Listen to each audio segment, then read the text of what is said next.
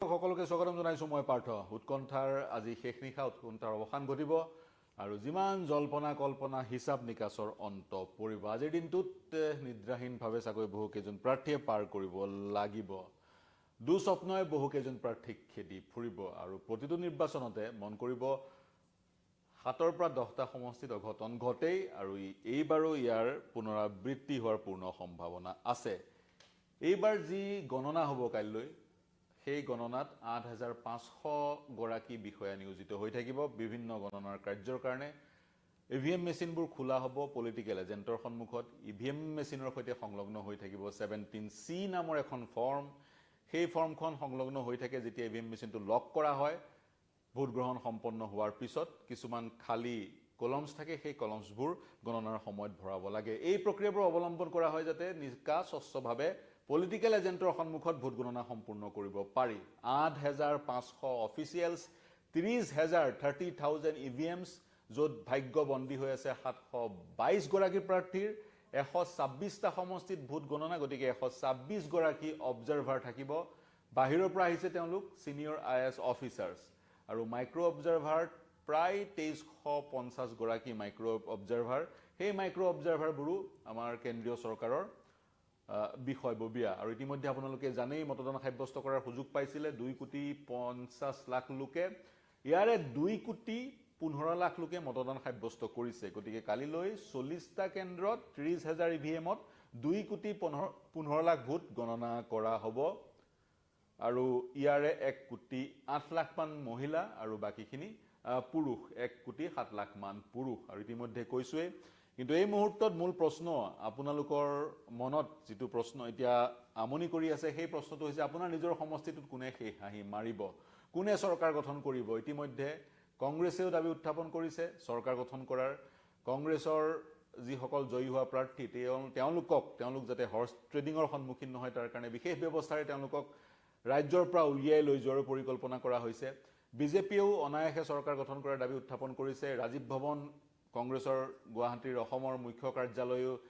সজাই পৰাই তোলা হৈছে আৰু এক উৎসৱমুখৰ পৰিৱেশ আমি বাজপেয়ী ভৱনতো পৰিলক্ষিত কৰিছো মিঠাই বিলুৱাৰে পৰা অন্য বহু উৎসৱমুখৰ পৰিৱেশৰ কাৰ্যসূচী আমি বাজপেয়ী ভৱনতো পৰিলক্ষিত কৰিছো এতিয়া দুইটা মিত্ৰজোঁটে যদি দাবী কৰিছে কোন জয়ী হ'ব সেইটো এক ডাঙৰ প্ৰশ্ন মন কৰিব যদিহে আপোনালোকে সমষ্টিসমূহ বিশ্লেষণ কৰে তেতিয়া দেখা পাব বহু কিছুমান সমষ্টি আছে যিবোৰ সমষ্টিত অনায়াসে কংগ্ৰেছ জয়ী হৈছে হ'ব নতুবা বিজেপি জয়ী হ'ব এতিয়া জালুকবাৰীত হিমন্ত বিশ্ব শৰ্মা জয়ী হ'ব সেই কথাটো হাউটকৈ কৈ দিব পৰা যায় বা নো মাৰ্কছ ফৰ গেছিং উদাহৰণস্বৰূপে এনে ধৰণৰ সমষ্টি কংগ্ৰেছৰো বহু কেইটা আছে বিশেষকৈ সংখ্যালঘু সমষ্টি কেইটাত এবাৰ কংগ্ৰেছ অনায়াসে জয়ী হৈ আহিব বুলি ইতিমধ্যে সকলোৱে কৈছে কিন্তু এনে বহু সমষ্টি আছে প্ৰায় 35টা সমষ্টি আছে য'ত ক্লোজ কন্টেষ্ট হৈছে 8টা সমষ্টি হৈ আছে য'ত 50-50 কোন জয়ী হ'ব এই শেষ মুহূৰ্তলৈকে ক'ব পৰা নাযায় ক্ৰিকেটৰ ঠিক শেষ ওভাৰটোৰ সদৃশ শেষ বলটো নিদিয়ালৈকে কোন জয়ী হ'ব ক'ব পৰা নাযায় গতিকে 35-8 তেনে ধৰণৰ সমষ্টি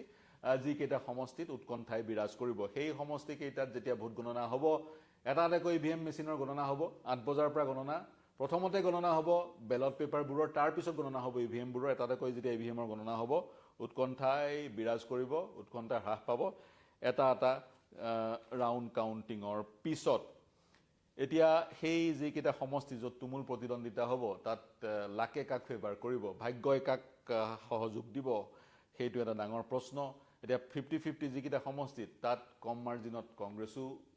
কংগ্ৰেছ মিত্ৰজোঁটৰ প্ৰাৰ্থীগৰাকী পৰাজিত হ'ব পাৰে নতুবা বিজেপি মিত্ৰজোঁটৰ প্ৰাৰ্থীগৰাকী পৰাজিত হ'ব পাৰে গতিকে তেনেস্থলত এইবোৰ সমষ্টিত শেষ মুহূৰ্তলৈকে ক'ব পৰা নাযাব যেতিয়ালৈকে ইভিএমৰ শেষৰটো ইভিএমৰ গণনা সম্পূৰ্ণ নহয় ক্লোজ কণ্টেষ্টত যদি আপাতত চাই ক্লোজ কণ্টেষ্ট যিকেইটাত হৈছে 35টাত সেই 35টাত 8ৰ পৰা 10টাত বা ধৰিলো 12টাত বিজেপিয়ে শেষ হাঁহি মাৰিব পাৰে বাকি 22-25টাত ক্ষমা কৰিব 8ৰ পৰা 10টাত কংগ্ৰেছে শেষ হাঁহি মাৰিব পাৰে আৰু যিকেইটা 22-25টা থাকি গ'ল সেই কেইটাত বিজেপিয়ে শেষ হাঁহি মাৰিব পাৰে এতিয়া দুঃস্বপ্নই এইবাৰ কাক খেদিব কাৰণ মই কৈছোৱে অঘটন ঘটে প্ৰতিবাৰে এই মুহূৰ্তত দুঃস্বপ্নই কাক খেদিব হাউটকৈ কৈ দিয়া টান কিন্তু এই মুহূৰ্তত আপোনালোকক আমাৰ এই মেজিক ৱাল যিখন ৱালে কাইলৈ আপোনালোকক প্ৰতিটো মুহূৰ্তত ৰিয়েল টাইমত সঠিক ফলাফল প্ৰদান কৰিব আমাৰ যোগেদি কিছু পৰিসংখ্যা দেখুৱাই ল'ব বিচাৰিছোঁ ৰাতিপুৱা এই মেজিক ৱালখনৰ যোগেদি আমি প্ৰতিটো মুহূৰ্তৰ ফলাফলৰ খবৰ বা কোন আগবাঢ়ি আছে কোন পিছ পৰি আছে সকলো জনাম সমান্তৰালে এই মেজিক ৱালখনত বিগত নিৰ্বাচনৰ সকলো তথ্য সন্নিৱিষ্ট হৈ আছে উদাহৰণস্বৰূপে আমি মাত্ৰ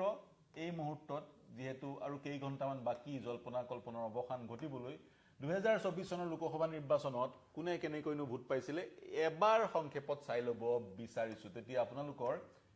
এইবাৰ আপোনাৰ সমষ্টিত কোন জয়ী হ'ব বা অসমত কি হ'ব এটা সম্যক ধাৰণা পাব পাৰে কিন্তু তৎসত্ত্বেও লোকসভা নিৰ্বাচনৰ পৰিৱেশ প্ৰেক্ষাপট পৃথক আছিলে 2024 চনৰ লোকসভা নিৰ্বাচনত 126টা বিধানসভা সমষ্টিত এই ধৰণৰ ফলাফল আমি লাভ কৰিছিলোঁ বিজেপিয়ে আগবাঢ়ি আছিল 52টা বিধানসভা সমষ্টিত আৰু ভোট পাইছিলে প্ৰায় 47% কংগ্ৰেছ প্লাছ বিজেপি প্লাছ এইফালে কংগ্ৰেছ প্লাছ আগবাঢ়ি আছিল 34খন আসনত আৰু ভোট পাইছিলে প্ৰায় 46% ভোটৰ তফাত আছিলে কংগ্ৰেছ আৰু বিজেপিৰ মাজত 1.5% গতিকে 1.5% ভোটৰ তফাত আছিলে কিন্তু প্ৰেক্ষাপট পৃথক আছিলে ধুবুৰীত লোকসভা নিৰ্বাচন জয়ী হৈছিল ৰকিবুল হুছেইনে 15 লাখ ভোটৰ এক অভিলেখ গঢ়িছিলে যাৰ পৰিপ্ৰেক্ষিতত কংগ্ৰেছ এনে এটা ফিগাৰত উপনীত হ'বলৈ সক্ষম হৈছিলে বিজেপিতকৈ মাত্ৰ 1% কম এটা ফিগাৰত উপনীত হ'বলৈ সক্ষম হৈছিলে কিন্তু এজ এ হোল যদি আপোনালোকে কংগ্ৰেছ আৰু বিজেপিৰ ভোটৰ পাৰ্চেন্টেজ চাই ধৰি ললো 2021 চনৰ কথাই ধৰি ললো 2021 চনৰ ভোটৰ পাৰ্চেন্টেজ চাই কংগ্ৰেছ 0.5% বিজেপিতকৈ আগবাঢ়ি আছিলে 2021 চনত গতিকে এজ এ হোল কংগ্ৰেছ আৰু বিজেপিৰ ভোটৰ পাৰ্চেন্টেজৰ ভোট শ্বেয়াৰৰ খুব বেছি তফাত নাই মাত্ৰ ভোট শ্বেয়াৰ আসনৰ সংখ্যালৈ প্ৰতিফলিত নহয় উদাহৰণস্বৰূপে 47% ভোট পাই বিজেপি 2024 চনৰ লোকসভা নিৰ্বাচনত 92খন আসনত আগবাঢ়ি আছিলে মাত্ৰ 1.5% কম ভোট পাই কংগ্ৰেছ 34খন আসনতহে আগবাঢ়ি আছিলে ভোট শ্বেয়াৰৰ ডিফাৰেন্স মাত্ৰ 1.5% 1.5% কিন্তু আসনৰ ডিফাৰেন্স কংগ্ৰেছ আৰু বিজেপিৰ মাজত প্ৰায় দুগুণতকৈও বেছি প্ৰায় 3 গুণ বিজেপি 3 গুণ অধিক আসনত আগবাঢ়ি আছিলে কংগ্ৰেছতকৈ গতিকে তেনে ধৰণৰ পৰিসংখ্যা এইবাৰো আমি চাগৈ পৰিলক্ষিত কৰিম যি ভোট শ্বেয়াৰ কংগ্ৰেছে পাব সেই ভোট শ্বেয়াৰ কংগ্ৰেছৰ আসনলৈ ৰূপান্তৰ হ'ব নে নাই সেয়া এক ডাঙৰ প্ৰশ্ন এতিয়া হাউতকৈ সমষ্টি ৱাইজ কোন আগবাঢ়ি আছে কোন পিছ পৰি আছে বিশেষকৈ কোন কেইটা সমষ্টিত তীব্ৰ যুঁজ হ'ব সেইবোৰ বিষয়লৈ এতিয়া নাযাওঁ কাৰণ উৎকণ্ঠাই বিৰাজ কৰিছে প্ৰতিগৰাকী প্ৰাৰ্থীৰ মাজত নিৰ্বাচনত তেওঁলোক অৱতীৰ্ণ হৈছে জয়ী হ'বলৈ গতিকে সকলোৱে ভাবি আছে জয়ী হ'ম বুলি কিন্তু এয়া গণতন্ত্ৰ এজন জয়ী হ'লে এজন পৰাজিত হ'ব লাগিব গৌৰৱ গগৈ যদি জয় হয় হিতেন্দ্ৰ গোস্বামী পৰাজিত হ'ব বা ভাইছে ভাৰ্সা এতিয়া বহুকেইটা এনে সমষ্টি আছিল য'ত অপ্ৰত্যাশিতভাৱে প্ৰত্যাহ্বানৰ সন্মুখীন হৈছিল বিজেপিৰ প্ৰাৰ্থীগৰাকী এনে বহু সমষ্টি আছে য'ত কংগ্ৰেছৰ প্ৰাৰ্থীগৰাকী অপ্ৰত্যাশিতভাৱে প্ৰত্যাহ্বানৰ সন্মুখীন হৈছে কংগ্ৰেছৰ সিটিং এমএলএ প্ৰত্যাহ্বানৰ সন্মুখীন হৈছে বিজেপিৰ সিটিং এমএলএ প্ৰত্যাহ্বানৰ সন্মুখীন হৈছে উদাহৰণস্বৰূপে বৰক্ষেত্ৰীত নাৰায়ণ ডেকাই প্ৰত্যাহ্বান জনাইছে ভালকৈ কাক দিগন্ত বৰ্মনক অনুৰূপ ধৰণে খোৱাঙত চক্ৰধৰ গগৈক ভাল প্ৰত্যাহ্বান দিছে লুৰিণজ্যোতি গগৈ গতিকে এনেবোৰ সমষ্টি যিবোৰ সমষ্টিত খুব কম মাৰ্জিনত জয় পৰাজয় নিৰ্ধাৰিত হ'ব কিন্তু মই পুনৰ কৈছোঁ অপেক্ষাৰ অৱসান ঘটিবলৈ আৰু মাত্ৰ কেইটামান ঘণ্টা শেষ উৎকণ্ঠাৰ শেষ নিশা উৎকণ্ঠাৰ অন্ত পৰাৰ পিছত আমাৰ সন্মুখত আৰু প্ৰায় কেই ঘণ্টা আৰু প্ৰায় 12-15 ঘণ্টাৰ পিছত ছবিখন স্পষ্ট হ'ব আৰু গণতন্ত্ৰত এনে ধৰণৰ উৎকণ্ঠা থাকিব লাগে নিৰ্বাচনত এনে ধৰণৰ প্ৰত্যাহ্বান থাকিব লাগে এনে ধৰণৰ প্ৰত্যাহ্বানেই গণতন্ত্ৰৰ ৰং যদিহে এক নিৰ্বাচন একপক্ষীয় হৈ যায় বা একচেটিয়া হৈ যায় বা ওৱান সাইডেড হৈ যায় তেতিয়া সেয়া গণতন্ত্ৰৰ কাৰণে